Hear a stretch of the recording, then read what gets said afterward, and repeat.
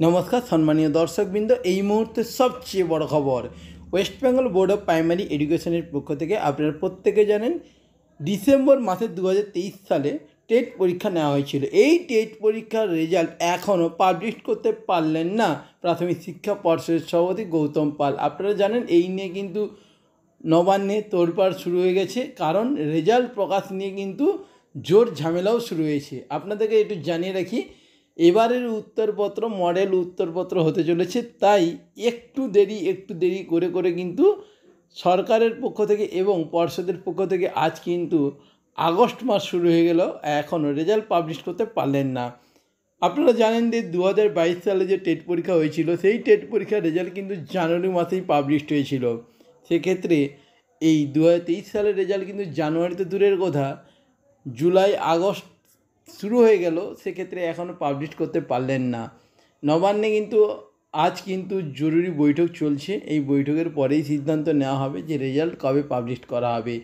অনেকে ভাবছেন যে এবারে চাকরি কারা পাবেন। তো বন্ধুরা, আপনাদেরকে জানিয়ে রাখছি, আপনারা কিন্তু যারা টেট পাস করবেন সবাই চাকরি পাবে না। যাদেরকে নিয়োগ করা হবে সরকার তাদের কিন্তু সিদ্ধান্ত নিয়েই নিয়েছে, এবং কতজনকে নিয়োগ করা হবে সেটাও আপনারা দেখতে পাবেন।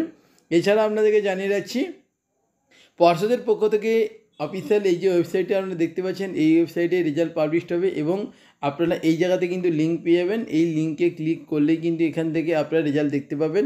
আপনাদের যে টেট অ্যাডমিট কার্ড রয়েছে তাতে যে রোল নম্বর দেওয়া রয়েছে, আপনার ডেট অফ বার্থ, আপনারা কিন্তু এখান থেকে সাবমিট করার পর রেজাল্ট দেখতে পাবেন। তো বন্ধুরা, আপনারা পর্ষদের অফিসিয়াল ওয়েবসাইট কিন্তু ফলো করবেন, এবং পর্ষদের অফিসিয়াল ওয়েবসাইটে যে নোটিশগুলো পাবলিশড হয় নোটিশগুলো অবশ্যই আপনারা দেখবেন, তাহলেই জানতে পারবেন যে রেজাল্ট কবে পাবলিশড হচ্ছে, এবং এই রেজাল্ট দেখার পরে কতজন চাকরি পাবে এবং সরকার কাদেরকে নিয়োগ করে, সেটাই সব থেকে বড় ব্যাপার এবং দেখার বিষয়।